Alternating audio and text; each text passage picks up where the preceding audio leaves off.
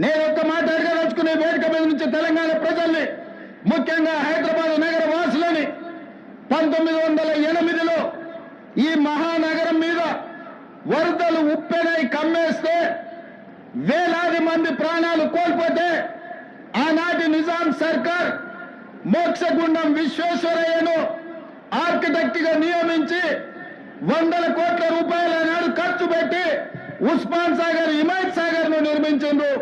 అనంతగిరి కొండల నుంచి వచ్చే వరదల్ని నిలువరించిన నీళ్లను ఈ మహానగరానికి తాగునీటి వసతులుగా ఏర్పాటు చేసింది. ఒకనాడు ఎక్కడి నుంచి హైదరాబాద్ నగరానికి తాగునీళ్లు వచ్చేది కాదు. ఉస్మాన్ సాగర్, హిమాయత్ సాగర్ నుంచే లక్షలాది మంది హైదరాబాద్ బిడ్డలకు తాగడానికి నీళ్లు ఇచ్చారు. హైదరాబాద్ దాహార్తిని తీర్చిన ప్రాజెక్టులు గండిపేట, హిమాయత్ సాగర్, ఇలాంటి ప్రాజెక్టు